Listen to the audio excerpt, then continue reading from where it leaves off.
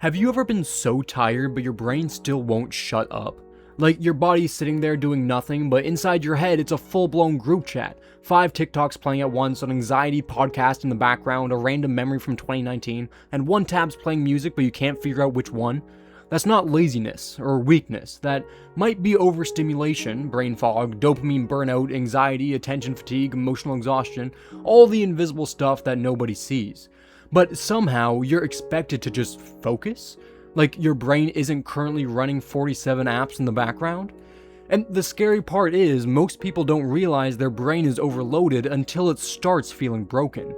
So when you wake up and grab your phone before your thoughts even fully load, the notifications, messages, news, videos, opinions, drama, and deadlines, people needing you or judging you, people posting their lives that look way better than yours, and before your day even begins, your brain has already punched you in the face 5 times. And then you wonder why you can't concentrate? You sit down just to do one simple thing, homework, work, or clean your room, something simple. And suddenly your brain goes, cool, but first remember that embarrassing thing that you said 3 years ago? And then another thought jumps in, like what if your future is falling apart? Then another, you should probably check your phone, you're behind, everyone else is doing better than you, everyone else is laughing at you. And now the task that you should have taken 10 minutes to do feels like climbing a mountain with a backpack full of bricks. But here's where it gets even worse. Because when your brain gets overwhelmed, it doesn't scream. It sometimes goes quiet. You stop caring, you stop replying, you stop feeling excited about things that you once used to love.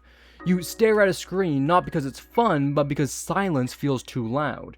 And people think that you're being lazy, that you're rude, that you're dramatic or addicted.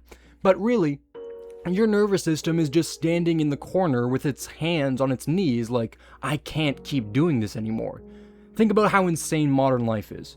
Your brain was built to notice danger, find food, connect with people, and rest when the sun went down. Now, it has to process 300 opinions before you eat breakfast.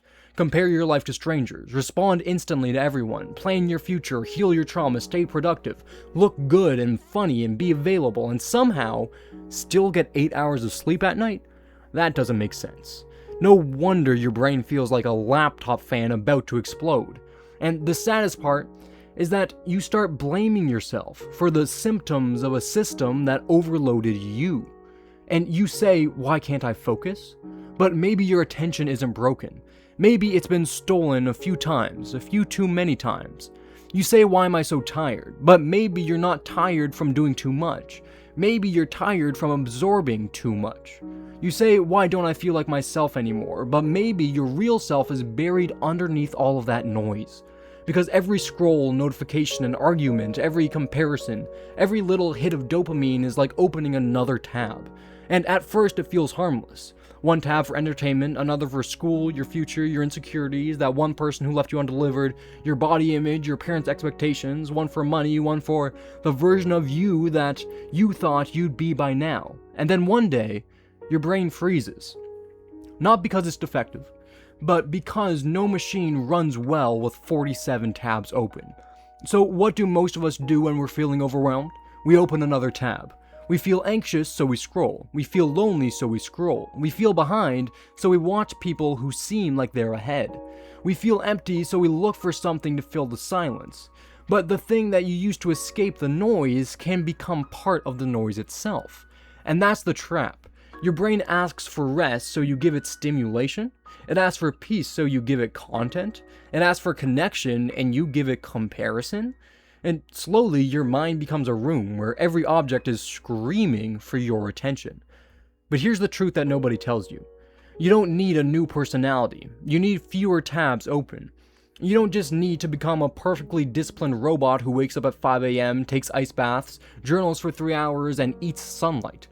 You need one quiet moment where your brain doesn't have to perform. So start small.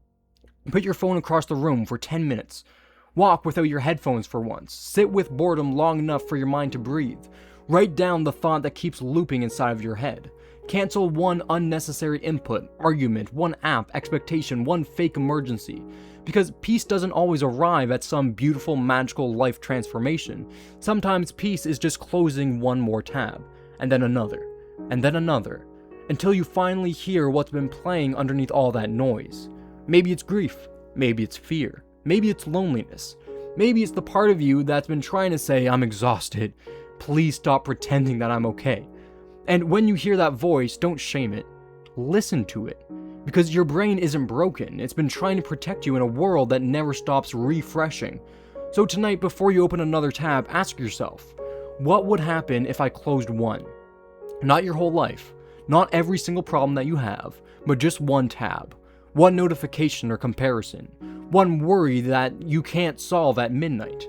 Because somewhere under all that noise, there is still a version of you that can think clearly.